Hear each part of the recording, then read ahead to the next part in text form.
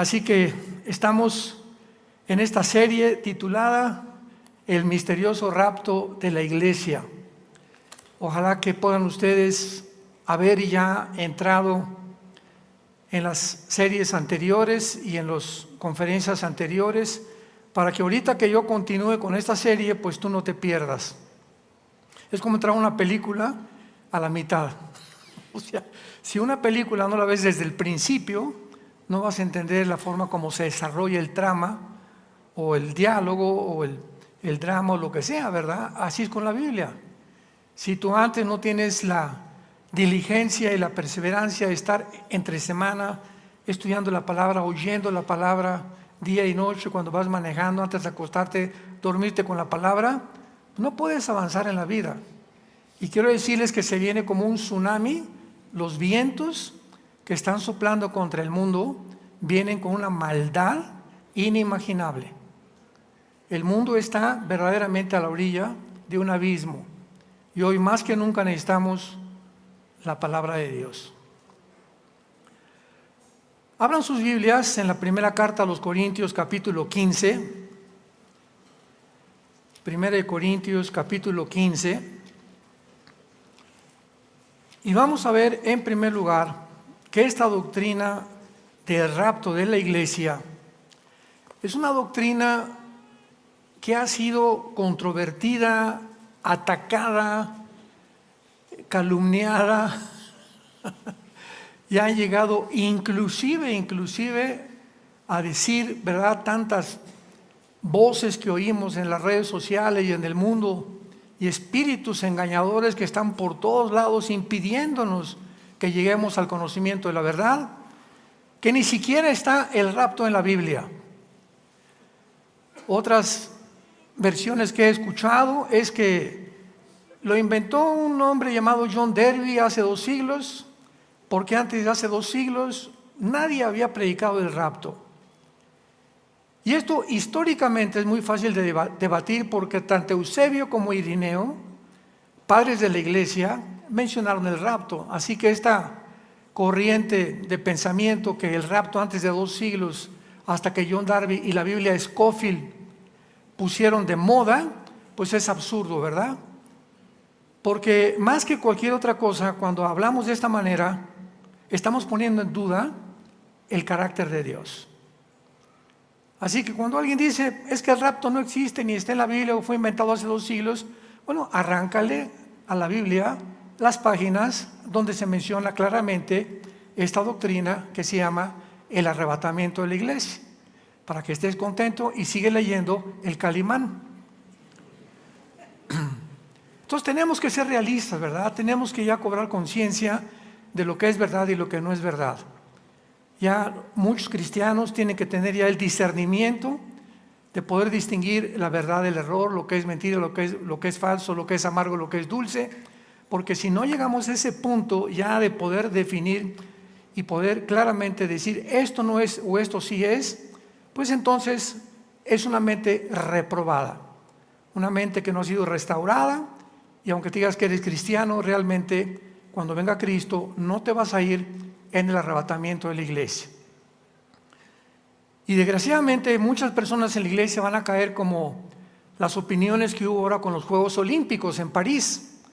La esposa del presidente Biden dijo, qué maravilloso apertura de los Juegos. O sea, una persona que se expresa así, cuando el deporte lo mezclan atacando una religión, pues es una persona reprobada de la mente. Cuando dicen, es que esto es arte, o sea, llamarle arte a la última cena con una señora gorda, transgénero, judía por cierto, con un niño y con una persona detrás con sus órganos genitales de fuera, y llamarle a eso arte y tratar de corromper de una forma tan inmoral y desprestigiar más que cualquier otra cosa al cristianismo, ¿qué tiene que ver con el deporte, verdad? ¿Por qué no desprestigian al hinduismo? Pregúntate esto. O al Islam, o a cualquier otra religión. ¿Por qué tiene que ser el cristianismo el centro del ataque? Ahora tenemos algo de comprensión, porque si realmente el cristianismo contiene la verdad y existe una entidad espiritual que se llama Satanás, es lógico que su principal meta y blanco sea la verdad. Tratar de evitar que la verdad sea escuchada en el mundo. Y esta es la razón. Porque Madonna agarra la Biblia y la comienza a arrancar, o cantantes de rock pesado, de heavy metal, atacan a Cristo, se revuelcan en la sangre con Cristo.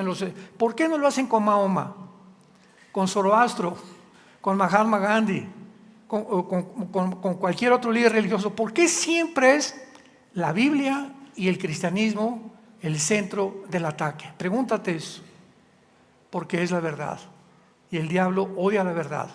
Él vino para robar, matar y destruir. Y eso nos pone ya en guardia para que podamos, como soldados de Dios, presentar defensa contra toda especulación y toda filosofía que se levanta contra el conocimiento de Dios, llevando cautivo todo pensamiento a la obediencia a Cristo Jesús. En la primera carta a los Corintios, capítulo 15, versículo 51 en adelante, el apóstol Pablo comienza a definir y a revelarnos una nueva doctrina que se llama el rapto de la iglesia, que no existía, que no era conocida en el Antiguo Testamento. Todos ustedes como cristianos saben que cuando en el Nuevo Testamento vienen a revelarse los misterios, la palabra misterio, musterión, en el griego significa, apúntalo, una verdad no revelada en el Antiguo Testamento. Entonces, viene Cristo, por ejemplo, en Mateo 13 y dice, he aquí un misterio, la parábola del sembrador. Cuenta una historia, un sembrador, una semillita, unos pajaritos, y nadie entendió lo que había detrás de esta historia que se llaman parábolas tan sencillas, con un lenguaje sin ningún tecnicismo, ninguna palabra o términos científicos o tecnológicos modernos. Y cuando Jesucristo se voltea a los discípulos en Mateo 13 les dice, ellos no entienden, pero a ustedes, ahora de aquí en adelante, he venido del cielo a abrirles el entendimiento para que comiencen ustedes a comprender la dimensión invisible que el mundo no puede comprender con el más grande intelecto que puedas tener o con todos tus grados académicos que puedas tener. Cuando vienes a la Biblia, te estrellas, chocas contra la palabra de Dios, porque se necesita para comprender el mundo espiritual al autor de la Biblia y el que vino a revelarnos la mente de Dios. ¿Cómo se llama esta persona? El Espíritu de verdad. Entonces tú necesitas el Espíritu de verdad de Dios para que comiences a entender lo que no entiendes con tu mente desarrollada intelectualmente tal vez. Entonces puedes ser un gran politólogo, experto en política, experto en filosofía y letras, experto en diferentes letras, etcétera, etcétera, sin entender las cosas de Dios. Y por eso el mundo se encuentra como está. Y por eso atacan el cristianismo, y el blanco es el cristianismo, porque no lo entienden y se ven imposibilitados a poder atacar o a poder derribar las verdades del cristianismo, y entonces, enojado el mundo contra nosotros, nos agreden. Pero realmente al que están agrediendo es a Dios, no a nosotros. Jesús lo dijo en Juan 15, si el mundo los aborrece, es porque a mí me aborrecieron antes. Muy bien, entonces encontramos en la Biblia misterios en el Nuevo Testamento. Efesios 3, dice Pablo, vengo a revelarles el misterio de la iglesia, otro misterio que en el Antiguo Testamento no estaba revelado. En el Antiguo Testamento no existía una entidad llamada la iglesia, o sea, un grupo de personas que iban a ser unidas al Hijo de Dios, unidas a Cristo, y se iba a formar un cuerpo donde Cristo sería la cabeza y nosotros sus miembros. Este cuerpo donde un cristiano o una persona se une con Jesucristo, eres miembro de una familia que se llama la iglesia. Entonces la iglesia no es este techo, la iglesia no es entrar a un templo y cállense porque aquí está Dios, como en el Antiguo Testamento y como la religión católica lo enseña también. Yo recuerdo cuando éramos niños, yo fui acólito y monaguillo, y hasta los 13 años quería yo ser cura, y pues tuve que aprenderme en latín las respuestas, porque antiguamente los acólitos éramos uno a un lado y aquí estaba el cura, ¿verdad? Y cuando él entraba al altar, levantaba y decía: introigo al altar de Adión Coletifica Juventute de Meam. Y le contestábamos nosotros, los acólitos, porque todo era así, todo era en latín. Y la gente ni en lenguas podían entender. O sea, era un idioma completo. O sea, lo hicieron a propósito para que la gente no lo entendiera ni lo que estaba pasando. Entonces, cuando él levanta el cáliz, está diciendo en el latín: levanto este cáliz y se va a convertir en el cuerpo y la sangre de Jesucristo. Entonces, una vez que él hace mágicamente la conversión, saca las hostias, se las da a cada persona y les dice: este es el cuerpo de Cristo. O sea, al tomar la hostia nos decían que estábamos recibiendo literalmente a Cristo, con el único problema que se te salía el próximo domingo y lo tenías que volver a tomar. Cuando vienes a la Biblia, Jesús dijo: he venido para que tú puedas tener la vida eterna, y el momento en que tú me recibes, para toda tu vida estás sellado con el Espíritu Santo. No necesitamos cada domingo estarlo invitando a nuestra vida. Es una vez y para siempre. Entonces la iglesia era un misterio, porque en el Antiguo Testamento era un pueblo, un reino que se llamó Israel, que Dios los mandó para que dieran testimonio de sus leyes morales, sus leyes civiles y sus leyes de la santificación. Israel fracasó rotundamente, porque cuando el Mesías viene, lo rechazan, lo crucifican, y todavía Israel hasta este momento se encuentra bajo una grande maldición. Entonces, cuando hablamos nosotros de Israel, tenemos que tener cuidado de qué personas estamos hablando como Israel, porque dice la Biblia en Romanos 2, Romanos 4, etcétera, etcétera, que un judío no es el que desciende de Abraham, sino el verdadero Israel son los judíos que han aceptado a Yeshua.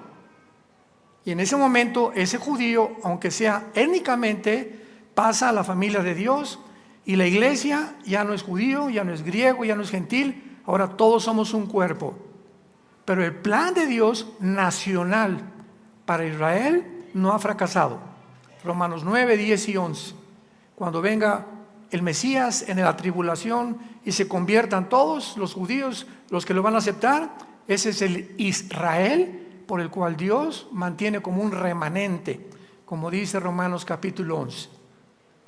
Entonces damos lectura al versículo 51 del capítulo 15 de 1 Corintios. He aquí les digo un misterio. Quiero en este momento, dice Pablo, darles a conocer algo que nadie conocía. Ni Pedro, ni Juan, ni Santiago, ni Lucas, ni Mateo, ninguno de los apóstoles recibió esta revelación más que el apóstol Pablo. A él fue a quien Dios escogió para darle a conocer el misterio de lo que vamos a leer. He aquí les voy a contar algo que no estaba revelado en el Antiguo Testamento. ¿Qué es Pablo?, nos preguntamos, y la respuesta es que no todos vamos a morir. ¿Cómo? La palabra dormir se usa en el Nuevo Testamento como un intercambio para la palabra muerte. ¿Pero por qué se usa dormir? Porque hoy en la noche me acuesto y cierro mis ojos o tus ojos y entramos en un mundo de inconsciencia, donde la conciencia desaparece. Dormido no estoy consciente de lo que está pasando, pueden entrar a mi cuarto, pueden salir, etcétera, etcétera, y no me doy cuenta de nada, porque estoy inconscientemente sumergido en otra dimensión. Pero alguien llega y me echa un vaso de agua fría, abro mis ojos y regreso a la conciencia. ¿Me van siguiendo? Entonces, la persona que está dormida no está muerta. ¿Por qué? Porque aunque está inconsciente de la conciencia, sigue completamente con vida. Y así son los muertos. El día que tú te mueras, en el momento en que tú cierres los ojos, en ese momento el cuerpo se queda ahí y tú te sales del cuerpo, pero en el momento en que tú mueres, sigues vivo. No podemos morir. Seguimos vivos. Como dijo el gran predicador Billy Graham, cuando yo muera, no digan que estoy muerto, digan que estoy viviendo. Entonces te pueden meter en el cajón y la gente llorando el protocolo que se sigue en los panteones y todas esas cosas, y el difunto ni te escucha. Ya no sabe, te puede decir al panteón a llevarle flores a doña Chole, ¿verdad? Y doña Chole ya ni siquiera está ahí y las flores se van a podrir. Como el cuento una vez que les dije de la India María, ¿se acuerdan? El Día de Muertos se celebra, donde todos por el paganismo y la ignorancia de la Biblia, pues van a los panteones y le llevan, y entraba la señora Pompidou con un ramo de flores al panteón a llevarle a su muertito, y vio a la India María sentada con una olla de mole, y le preguntó: India bruta, ¿cuándo crees que tu muertito se va a comer el mole? Y la India María le contestó: cuando venga el suyo por las flores. O sea, tanto los cultos, ¿verdad?, como los incultos, la gente educada como la gente maleducada, están sumergidas en un paganismo completamente. ¿Por qué? Por ignorar que cuando morimos no estamos ahí. Un cristiano nunca regresa a un panteón, porque no hay nadie ahí, ni te está oyendo tampoco. Entonces es inútil, ¿verdad? Son tradiciones que se usan a través del comercio para beneficiarse. Entonces es importante que entendamos que va a haber una generación de personas cristianas que no vamos a experimentar lo que es morir. Imagínense nada más esto. ¿Puede ser tú o yo que no vamos a experimentar lo que es morir? Entonces, ¿cómo nos vamos a reunir con Cristo? Momentito, vamos a seguir. Pero todos seremos transformados. Hay muy pocos de ustedes que trajeron la Biblia, porque me siguen mirando cuando estoy hablando. Qué triste. Venir a la iglesia sin la Biblia, no vas a seguir avanzando en el cristianismo nunca. No todos vamos a morir, pero todos vamos a ser transformados. En un momento, en un abrir y cerrar de ojos, a la final trompeta, porque se tocará la trompeta y los muertos serán resucitados incorruptibles y nosotros seremos transformados. Dice Pablo, cuando esto suceda, lo vamos a ver más adelante en la primera carta a las Tesalonicenses capítulo 4, cuando Cristo venga, si murió tu mamá ayer, o tu hijo hace una semana, o tu abuelita hace 30 o 40 años, todos los que murieron antes de nosotros, cristianos, ellos van a resucitar primero que nosotros. Entonces, si viene Cristo ahorita en 10 minutos, todos los muertos en las tumbas van a levantarse, los cristianos, y luego, después de que ellos resuciten, como nosotros estamos vivos, en milésimas de segundo seremos transformados. La gente no va a notar esto, nuestras ropas se van a caer, 1,000 millones de niños van a desaparecer de las cunas y de las escuelas primarias, porque todos los niños se irán al cielo. Habrá aviones chocando porque los pilotos desaparecieron, un congestionamiento de tráfico en las carreteras porque choferes desaparecieron. Va a haber un caos internacional porque millones de personas han desaparecido y la gente tiene que darles una explicación ante la desaparición que va a causar este pánico y este terror en el mundo. Lo único que van a decir es que vinieron los platillos voladores por nosotros. Por eso la aparición desde 1946 del fenómeno OVNI. Satanás está ya planeando y pavimentando el camino para que cuando esto suceda, el mundo científico o pseudocientífico diga, se los llevaron, ellos eran los que los que iban en contra de toda la Agenda 30, los que iban en contra del globalismo, estos cristianos, como ahorita nos están llamando, ¿verdad? Porque tenemos que destruir ahorita el matrimonio, tenemos que destruir la agenda de todos los códigos éticos y morales, tenemos que pervertir las mentes de los niños, confundirlos que no son niños, que son niñas, que son niñas, que son niños, tratar de hacer cirugías transgénero. El ataque es completamente directo y a la yugular de la familia cristiana, si no te habías dado cuenta. ¿Por qué? Porque el momento que desaparece la familia, desaparece la sociedad. Porque ahora, ¿quién es el papá? El Estado.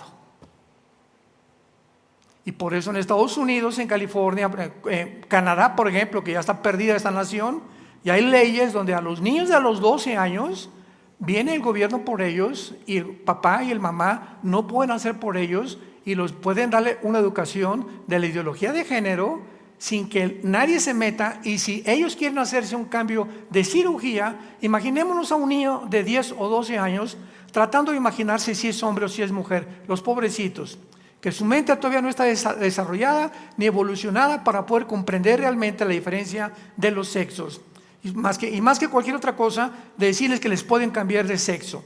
Y si ellos van con el papá, escuchen lo que está pasando, y le dicen al papá, es que me van a hacer cirugía, van a los papás y los meten a la cárcel y les confiscan totalmente a sus hijos.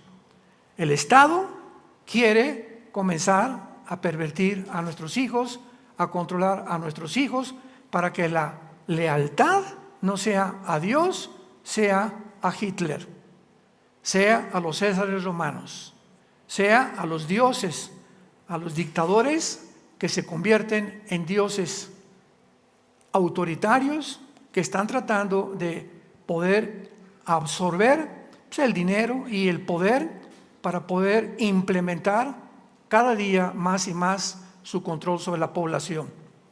Lo vimos en la pandemia. Entonces vamos a desaparecer en milésimas de segundo y vamos a ser cambiados y transformados. Vayamos a Primera de Tesalonicenses, capítulo 4. Todos los que van en el rapto los van a leer, que son los que trajeron la Biblia. Primera de Tesalonicenses 4, versículo 16 en adelante. Ahora Pablo lo hace con más detalles, porque el Señor mismo, o sea, el mismo Señor Jesucristo, con voz de mando. Número 2, con voz de arcángel. Y número 3, con trompeta de Dios, descenderá, bajará de donde se encuentra ahorita Jesús, del cielo, y los muertos en Cristo resucitarán primero. Que es lo que acabamos de leer en la primera carta a los Corintios. Antes que nosotros seamos transformados, los primeros en resucitar serán los que murieron en Cristo. Y luego nosotros, los que vivimos, los que hayamos quedado, seremos. Esta palabra arrebatados es la palabra griega harpazo. Apúntala ahí en tu Biblia. Harpazo, tal como suena con Z. Es una palabra griega que significa ser sacado de en medio súbitamente. Y se usa la palabra zarpazo porque es la forma como un tigre, un león, ¿verdad? De un zarpazo así, pueden agarrar un conejo, pueden matar a alguien. Es algo súbito e inesperado. Súbitamente vamos a desaparecer sin que nadie se dé cuenta. Millones de personas en el mundo seremos arrebatados o raptados. ¿Por qué se usa la palabra rapto? Porque la traducción del latín es raptarus, y en lugar de arrebatados le pusieron raptarus, que es rapto. O sea, ¿qué importa? Porque son palabras sinónimas. O sea, oiga, ¿por qué rapto si el rapto no aparece en la iglesia? Cabeza de melón. Antes de estar discutiendo tantas cosas, estudiemos, ¿verdad? Estudia gramática. Una palabra sinónimo es una palabra que tiene parecido con otra, aunque se escribe de diferente manera, pero tiene el mismo significado. Esa es la gramática elemental. Seremos arrebatados con las nubes para recibir al Señor. O sea, cuando venga Cristo en el aire, nadie lo va a ver en el mundo. Nosotros de repente desaparecemos, dejamos aquí nuestro cuerpo, somos transformados instantáneamente porque no nos podemos ir con Cristo con el cuerpo que tenemos ahorita. Ni podemos irnos con Cristo a otra dimensión con el cuerpo que tiene sangre y que tiene carne, porque este cuerpo sería imposible de vivir ni siquiera en la luna sin una escafandra. Saliendo de la atmósfera terrestre, el cuerpo humano no puede sobrevivir. Entonces vamos a entrar a otra dimensión completamente donde no se puede entrar con el cuerpo que teníamos, que está bajo la ley que se llama físicamente la entropía. ¿Qué quiero decir? Esta palabra se usa en Romanos 8 como corrupción. La ley de la entropía es la que está establecida en la segunda ley de la termodinámica en la física. ¿Qué dice la segunda ley de la termodinámica en la física elemental? Que todo tiene una tendencia a la descomposición. Todo se oxida, todo se echa a perder. Nuestro cuerpo está muriendo celularmente todos los días. Todos los días nos estamos haciendo viejitos, todos los días salen canas, todos los días el corazón late con menos potencia. Todo comienza a descomponerse. ¿Por qué? Porque es una ley de la descomposición. El Sol, millones de toneladas masa, pierde cada segundo. Todo en el universo está regido bajo la ley de la entropía, o la segunda ley de la termodinámica, que la Biblia llama la corrupción. Entonces, cuando nosotros seamos llevados con Cristo, tenemos que tener otro cuerpo donde esta ley de la corrupción ya no afecta ni opera en nuestro nuevo cuerpo, porque el nuevo cuerpo que tengamos será eterno. No volveremos jamás a morir. Y viene Jesucristo y nosotros lo encontramos en el aire. Mucho cuidado aquí. En el rapto, Cristo no baja a la tierra. Esto es importante porque vamos a distinguir más adelante la diferencia entre el rapto y la segunda venida. Porque muchos dicen que el rapto y la segunda venida es el mismo evento, y que el rapto sucede hasta que Jesucristo regrese al mundo. Vamos a ver que esto no es verdad bíblicamente. Entonces, en el rapto viene Jesús y nosotros salimos del mundo y lo recibimos a Él en el aire. En la segunda venida, Zacarías capítulo 14, 2 al 4, Él baja con nosotros al monte de los olivos y pone sus pies en el monte de los olivos. Tenemos que estudiar la Biblia para que veamos todas estas distinciones tan importantes. Entonces, dice a continuación, los que hayamos vivido seremos arrebatados y así estaremos siempre con el Señor. Por tanto, póngase a temblar, porque viene el anticristo. ¿Eso dice? O sea, ¿qué caso tendría Cristo de espantarnos y decirnos, verdad? Antes que venga por ustedes, viene el cuco. Viene un dictador mundial y van a pasar ustedes una gran tribulación. Al contrario, dice, en vista de esto, aliéntense unos a otros. Nos conforta el Señor. Lo mismo que en Juan 14, antes de morir les dijo a los discípulos, estaban los discípulos temblados, llenos de estrés. ¿Qué va a pasar? Eso no es el Mesías, ¿nos va a liberar de Roma o no? Y entonces Jesucristo, conociendo el estado cognitivo en que los discípulos se encontraban, les dice, si creen en Dios, crean también en mí. En la casa de mi Padre muchas moradas hay. Voy a preparar lugar para vosotros, porque si me fuere, vendré otra vez y os tomaré a mí mismo. Ahí está la palabra paralambano en el griego. Os tomaré, o sea, los sacaré para que donde yo esté, ustedes también estén. Entonces, un cristiano no puede estar ansioso ni lleno de estrés. ¿Qué va a pasar mañana? Y el dólar ya va a caer, y el petróleo va a subir, esto y el otro. Y ahora, mi dinero, ¿en qué lo voy a invertir? Pues voy a tratar de comprar más oro, más plata, como está el mundo ahorita como loco, sin darnos cuenta que nosotros nos regimos por otra manera de vivir. El mundo dice, compra ahora para que puedas realmente mantener tus ahorros. Y Dios dice, da la obra de Dios y nunca te faltará nada. La Biblia dice a las mujeres, sométanse a su esposo, y las mujeres dicen, no, es un rebelde. Pero lo que te dice Dios es, haz esto y te voy a bendecir. Porque todo va contrario a como el mundo funciona. Porque sus pensamientos no son nuestros pensamientos. Entonces tenemos que entender cómo funciona el mundo. ¿Cuántos cristianos, verdad, llenan las iglesias avaros?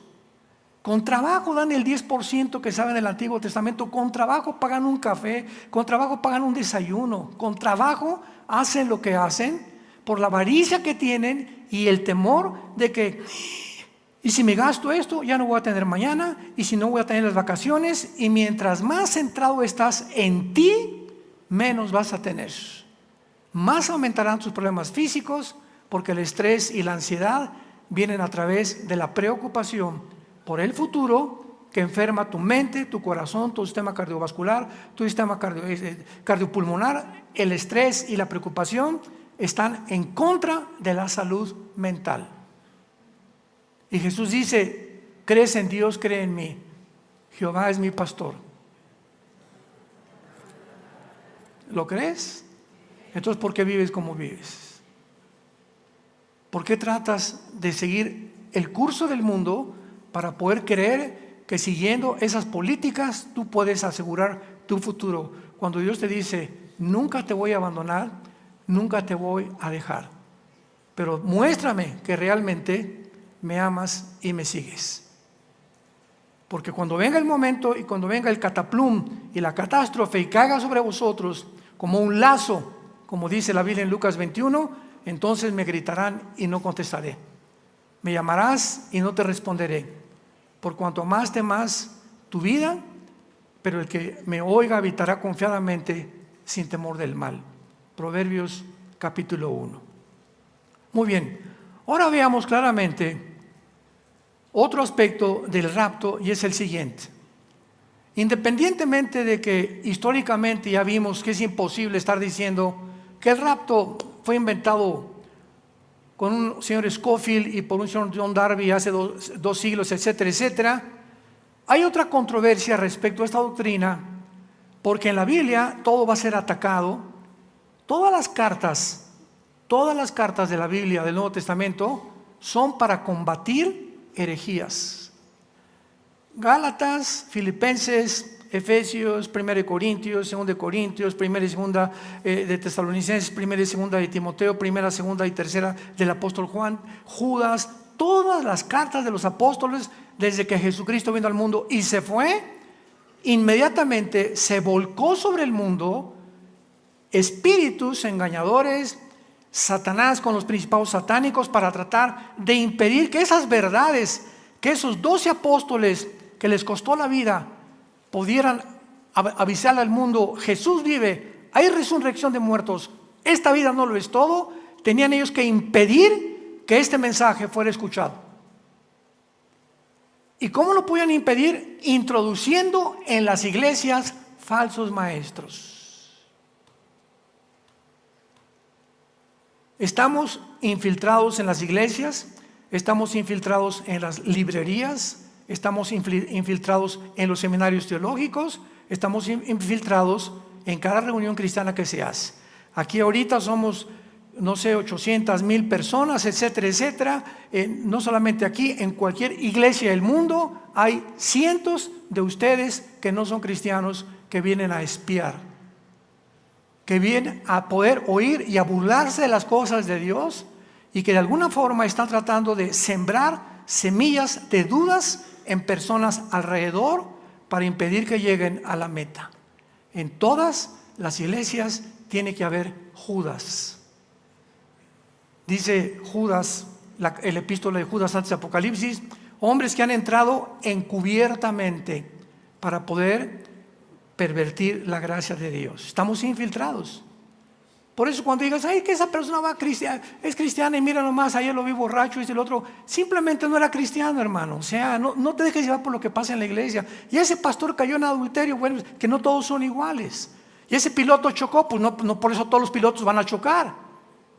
Y esa persona, un doctor hizo una operación transgénero. No todos los médicos han perdido su ética profesional. O sea, no podemos generalizar por las cosas que suceden, porque hay un remanente fiel y hay hombres de Dios y mujeres de Dios en todas las iglesias, verdaderos hijos de Dios que siguen a Cristo, que memorizan la palabra, que han sido cambiadas sus vidas, que han sido transformados por el poder del Evangelio y que están ganando las almas. Esos son los que se van a ir en el rapto.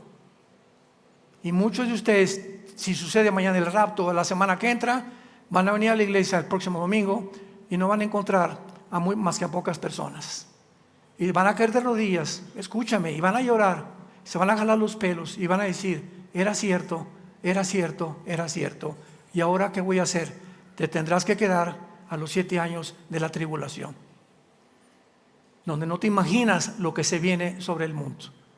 Por cuanto no quisieron conocer el amor a la verdad, Dios mandará un espíritu engañoso para que crean a la mentira. Vayamos ahora y veamos algunos ejemplos. ¿Por qué la iglesia no va a atravesar la tribulación? Que es otro aspecto que se debate y que es muy controversial. El carácter de Dios nos es revelado en la Biblia. Y siempre desde el Antiguo Testamento, la forma como Dios ha tratado con aquellos que ha llamado, en el Antiguo Testamento fue Israel, con nosotros, a la iglesia, cuando Dios juzga al mundo, tanto en el Antiguo como en el Nuevo Testamento, Dios separa a Israel de sus juicios y a la iglesia de sus juicios.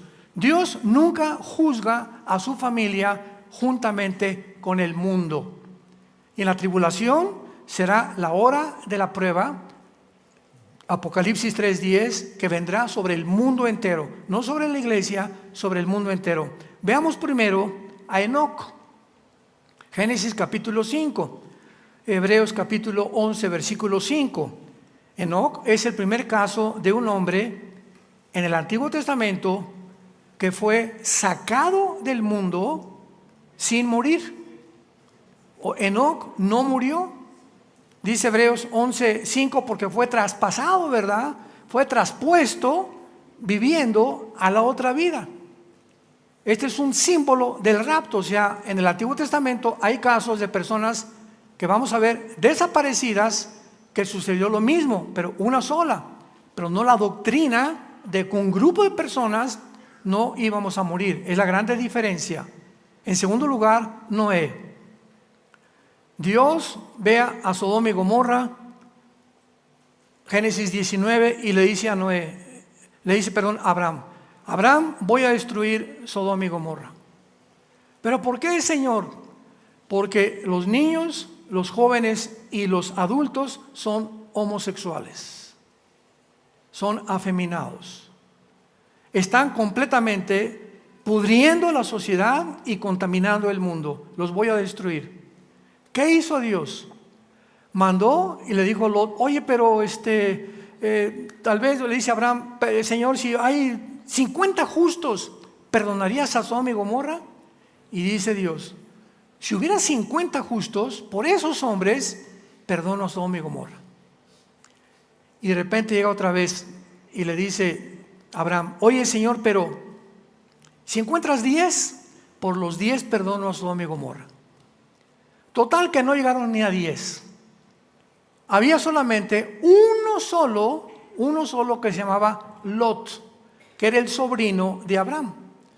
Entonces le dijo Dios en su misericordia: voy a mandar ángeles para que vayan a Sodoma y le toquen la puerta. Lot, arregla tus cosas y arregla tu familia y vámonos, porque viene la destrucción contra esta ciudad.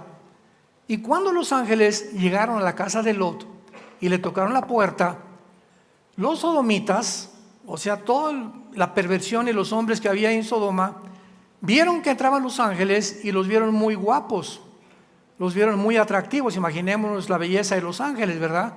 Y se fueron detrás de ellos y vieron que entraron a la casa de Lot y le tocaron a Lot: oye, sácanos a esos hombres que andan ahí contigo, los queremos conocer. La palabra conocer es la palabra yada, Y-A-D-H-A en el hebreo, que significa íntima, conocer íntimamente.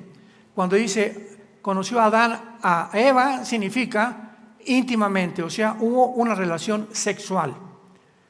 Queremos conocerlos, queremos tener relaciones con ellos. Y pues Lot les dijo, no, de ninguna manera. Y les dijo, mejor llévense a mis hijas. Fíjense nada más al grado en que el único justo, parecía justo, había llegado. Llévense a mis hijas mejor. Y los habitantes, los sodomitas, le dijeron, no queremos a esos hombres. Entonces el ángel abre la puerta y los deja ciegos. Y los mantiene lejos de la casa de Lot. Y le dice a Lot, apurémonos porque se viene el juicio. Total que cuando Lot fue a llamarle a su familia, vámonos porque viene el juicio sobre Sodoma y Gomorra, ninguno de los familiares de Lot le hicieron caso. Se burlaron de él. ¿Por qué? Porque no le creyeron. ¿Será así la respuesta de tu familia? Que ahora tú le estás diciendo, vamos a venir a Dios y se burlen de ti, porque viene un juicio sobre el mundo. ¿Te han visto tan falta de convicciones y que tu cristianismo es tan completamente infiltrado por otros pensamientos y otras religiones y otros sistemas de filosofías que ya no te creen ni tu familia? Es a lo que se enfrentó Lot y es la advertencia que nos hace Dios. Va a llegar un momento en que ni tu familia ni tus hijos van a creer que eres lo que eres por el testimonio que has dado. Entonces, ¿qué fue lo que pasó? La mujer salió, la esposa de Lot, y le dijo el ángel a toda su familia, cuando los saque de Sodoma, ninguno de ustedes voltea hacia atrás, porque el que voltea hacia atrás, algo le va a pasar. Y entonces salieron Lot y sus dos hijas y su familia y su esposa y la mujer de Lot. Lucas 17, volteó para atrás, porque la mujer de Lot tenía su esperanza en el salón de belleza, en las uñas, en todo lo que era la prosperidad. O sea, el corazón de la mujer de Lot estaba en el mundo. Realmente ella no amaba a Dios, amaba las cosas del mundo y se convirtió en una estatua de sal. Y cuando viene Jesucristo, Mateo 5 y Mateo 6 dice, ustedes son la sal del mundo, ¿se acuerdan? ¿Y por qué nos usa como sal? Porque la sal impide la putrefacción de la carne. Entonces la sal no es antiséptica, es aséptica. Entonces cuando no hay sal, se echa a perder las cosas. ¿Qué significa que Jesús le haya dicho, acuérdense de la mujer de Lot?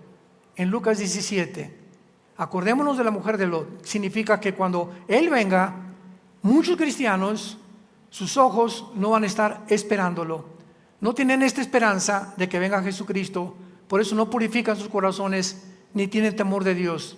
Sus ojos siguen en el dinero, en hacer dinero, en la política, en prosperar. El que no tranza no avanza. En los placeres, el sexo, la pornografía, están completamente absorbidos y atados, esclavizados en una cárcel de sus propios placeres. Y cuando venga Cristo, se convertirán en estatuas de sal, o sea, no servirán para nada. Porque ya la esposa de Lot, ¿verdad?, convertida en estatua de sal. ¿Qué significa una estatua de sal? Que aunque tenga por afuera el elemento de la sal, ¿verdad?, ya ella no puede hacer nada, paralizada completamente de sus funciones. Jesús dijo, si la sal no sirve, ¿con qué será salada? Si tú en tu familia no eres una influencia, ¿quién podrá influir a tu familia entonces? ¿El vecino? ¿El gobierno? ¿Cómo están los gobiernos actualmente? Nosotros somos la sal. Con nuestro testimonio estamos impidiendo que mi esposa, mis hijos, mis vecinos, ¿verdad?, todo el círculo a mi alrededor, en mi trabajo, mi bufete jurídico, mi consultorio médico, mi taller de carpintería, mi taller de plomería, mi influencia, mi testimonio, que hablo de Cristo, que la gente me ve que tengo algo diferente en lo que pensar, está impidiendo el juicio de Dios. Y hasta que Lot no salió de Sodoma, no cayó fuego y azufre sobre Sodoma y Gomorra. Otro caso, Noé. Noé, dice la Biblia en Génesis 6, 10 y 11, el mundo está completamente en la violencia y en la inmoralidad también. Tenemos que volver a restaurar a la raza humana. Noé construye un arca y vas a entrar tú, tu esposa, tus 3 hijos y tus 3 nueras. 8 personas en total. Y hasta que no estés dentro del arca, no va a caer el diluvio universal, porque fue un diluvio global. La arqueología y la paleontología nos dan testimonio de estos milagros de la Biblia. En las colinas y en los montes más altos como los Himalaya, como el Everest, han encontrado coralíferos, ¿verdad? Han encontrado conchas que nadie explica cómo llegaron a esas puntas. La Biblia lo explica. Hubo una época en la que el mundo fue completamente cubierto, a las montañas más altas, por las aguas. Pero Dios sacó a Noé y a su familia y los salvó. Otro caso, ¿verdad? Génesis 12. Viene la última plaga contra Egipto y le dice Dios a Israel: maten, ahí nació la Pascua, maten un cordero y pongan la sangre en las dinteles de la puerta, arriba, abajo y a los lados. Y cuando el ángel de la muerte pase sobre Egipto y vea la sangre, pasará sobre tu casa y no tocará a tus hijos primogénitos. De ahí viene la palabra en inglés Passover, que se traduce Pascua, que significa Passover, significa pasar por encima. Passover. Y todos los que estaban bajo la sangre del cordero no fueron tocados. Dios no juzgó a su pueblo. Y durante las 10 plagas, Dios puso en Gosén, una tierra, un territorio cerca de Egipto, a su pueblo. Mientras en Egipto había oscuridad, ellos tenían luz. Cuando no tenían comida, ellos tenían comida. Cuando había pulgas y había ranas y había piojos y había agua contaminada, su pueblo comía y bebía y no tenía enfermedades. Porque Dios hace diferencia entre el juicio del mundo y el juicio de su pueblo. Los espías de Rahab, cuando Josué mandó investigar, ¿se acuerdan? A Babilonia. Era una prostituta Rahab, y cuando llegaron los espías en Babilonia, ella los protegió. Y cuando vino la destrucción sobre Babilonia, Dios perdonó a Rahab y a su familia. De esta manera vemos nosotros que siempre en la Biblia el carácter de Dios es separar a los juicios. La tribulación será un juicio que es en contra del mundo. Veamos esto y respaldémoslo con más versículos de la Biblia en la primera carta a los Tesalonicenses, capítulo 1. Dice así, primera de Tesalonicenses, capítulo 1, versículo 10. Y esperar de los cielos a su Hijo, al cual resucitó de los muertos, a Jesús, a quien nos libra de la ira. No es que Dios dice que todos vamos a pasar tribulación y en el mundo tendremos tribulación. Aquí está hablando el apóstol Pablo de una ira que iba a venir sobre el mundo, futura. ¿Cuál es esta ira? La única que viene es la tribulación, porque nosotros ya no estamos bajo la ira de Dios, como lo vamos a ver. Cuando Cristo muere en la cruz, Dios descarga su ira sobre su Hijo. Dios descarga su enojo sobre su Hijo. Dios no escatima a su Hijo, Dios no perdona a su Hijo para perdonarnos a nosotros. Romanos 8, el que no perdonó a su Hijo, ¿no nos hará todas las cosas? ¡Qué grande amor! No perdonó a su Hijo para que tú y yo pudiéramos vivir. Entonces la ira de Dios la lleva el Hijo, se llama la muerte sustitucionaria, la muerte vicaria o la muerte expiatoria teológicamente de Cristo. El justo muere por los injustos. Y a nosotros se nos imputa, recibimos una justicia que no es de nosotros, una santidad que no es de nosotros, una posición que nunca hubiéramos podido ganar porque alguien en la cruz pagó por ella, por ti y por mí. Y por eso no estamos ya bajo la ira, estamos bajo la gracia, bajo la misericordia de Dios. Nos libra de la ira futura. Vean lo que dice Romanos capítulo 5, otro pasaje semejante. Romanos 5, versículo 9. Pues mucho más, estando ya justificados en su sangre, por él seremos salvos de la ira. Vayamos al Apocalipsis ahora. Y todos estos pasajes nos muestran claramente que la iglesia no puede atravesar la ira de Dios, ni la tribulación. Y los que lo afirman de forma opuesta, les falta muchísimo estudiar la palabra de Dios. Dice Apocalipsis 3, versículo 10: por cuanto has guardado la palabra de mi paciencia, yo también te guardaré. ¿De qué cosa? Habla de un periodo específico. Viene sobre el mundo una hora de la prueba. Nosotros ya fuimos probados, nosotros ya fuimos justificados, nosotros ya fuimos santificados por la sangre del Hijo de Dios y por la santificación del Espíritu Santo. Entonces, esta hora en la que va a ser probado, el mundo lo dice, la hora de la prueba que vendrá sobre el mundo entero para probar a los que moran sobre la tierra. Entonces, la promesa es verdad, vamos a ser guardados, vamos a ser protegidos. Unos dicen, bueno, aunque estemos en la tribulación, pero no nos van a tocar los juicios. Mira, lee el capítulo 9 de Apocalipsis y vas a ver que se vienen billones de demonios sobre el mundo, picoteando a todos los que no puedan, a todos los que no tienen el sello de Dios. Vendrán los ángeles caídos, habrá híbridos, habrá quimeras, o sea, cambios de ADN, de experimentos que hicieron con la inteligencia artificial. Será un mundo completamente terrorizado, horrorizado por lo que va a venir. ¿Dónde te vas a esconder? No es que aunque estemos en la tribulación no nos van a tocar las plagas, cuando más de la mitad del mundo va a morir. Solamente en el cuarto sello, Apocalipsis 6, 7 al 8, una cuarta parte de la humanidad muere. Apocalipsis 9, una de las trompetas, otra tercera parte muere. Ahorita somos 8,000 millones de personas. Cuando venga la tribulación, cuando venga Jesucristo y regrese con nosotros ya para establecer su reino mesiánico en el mundo, habrá aproximadamente una tercera parte de sobrevivientes en el planeta Tierra. Tú ni en Toluca vas a estar, porque Toluca va a desaparecer completamente. Todo el continente americano va a ser completamente borrado del mapa. Muy bien, dado que tenemos estas promesas, ¿cómo no haríamos firme nuestra vocación y elección?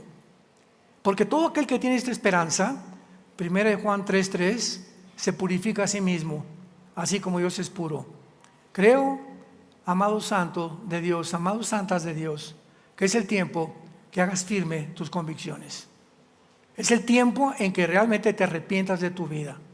Si has llevado un camino hasta ahorita de un cristianismo doble, un cristianismo carnal, un cristianismo donde llegas el domingo y alabas a Dios y de lunes al viernes eres el anticristo en tu casa, en tu trabajo, sigues con tu avaricia, sigues con tus paranoias, no puedes ni siquiera dormir, la forma como vives con tu esposa, cómo tratas a tus hijos, cómo tratas a tus padres. Tú a jóvenes les estoy hablando. Tienen relaciones ustedes como jóvenes sexuales antes de casarse y dicen que son cristianos y vienen a la iglesia. ¿Sabes una cosa? Arrepiéntanse. Arrepiéntanse porque el juicio viene. El juicio viene y el juicio ya está a la puerta. Te damos gracias, Señor, en esta mañana por tu palabra. Porque ahora más que nunca debemos de guardar nuestra salvación, no viviendo como vive el mundo, Señor, y recordando que en cualquier momento vienes por nosotros sin advertencia.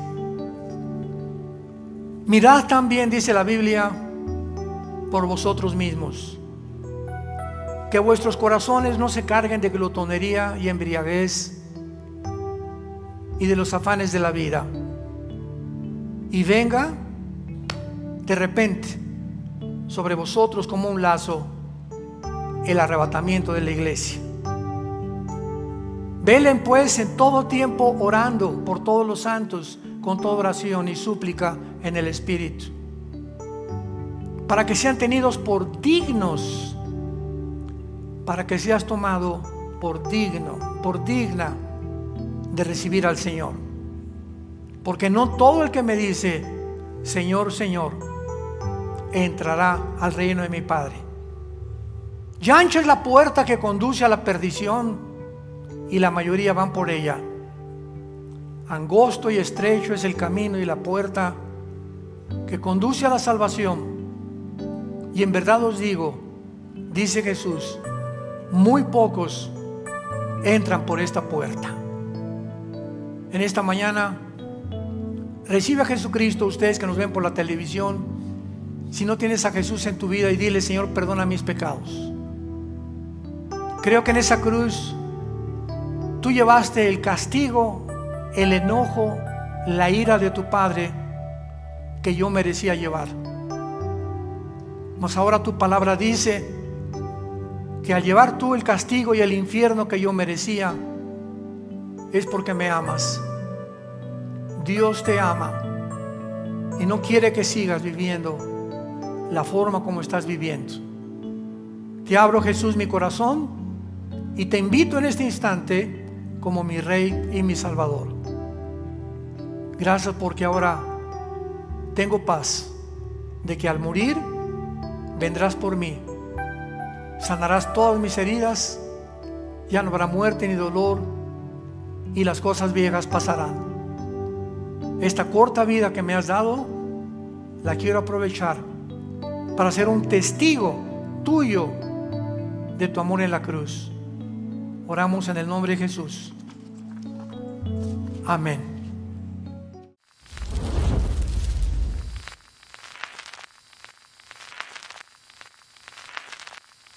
Hola, ¿qué tal? Me da mucho gusto saludarles y quisiera simplemente comunicarles que gracias a todos ustedes a través de todas las naciones del mundo que aman la palabra de Dios y que realmente están interesados en que nosotros como organización Vida Nueva para el Mundo y Armando Alducin Ministries continuemos predicando el Evangelio de la Gracia de Jesucristo y que podamos nosotros continuar haciéndolo gracias a sus donaciones. Este año cumplimos 46 años de ministerio, 46 años donde hemos predicado, hemos enseñado, hemos tenido seminarios y de diferentes formas de estudios bíblicos alrededor del mundo, y hemos pensado y considerado de una forma fiel el Evangelio de la sana doctrina de Jesucristo. Nosotros, con todas estas donaciones, tenemos que sostener pastores, misioneros, obras, equipos de televisión, y aún continuamos buscando la manera de poder elevar este ministerio. Hasta este momento quiero que ustedes estén enterados que no tenemos una sola propiedad como organización, y así hemos trabajado durante 46 años porque le damos la importancia a la evangelización, a las misiones y también a los hombres de Dios para levantar más pastores. Le damos las gracias y que pueda Dios con su gracia tocar sus corazones y que puedan ustedes invertir en un terreno donde es fructífero, porque creemos que ha producido bastante buen fruto para la gloria de Dios. Gracias, muchas gracias por sus aportaciones y por las donaciones que sabemos ustedes continuarán haciendo para que podamos continuar siendo fieles en la predicación del Evangelio de la gracia de Dios. Que Dios les bendiga.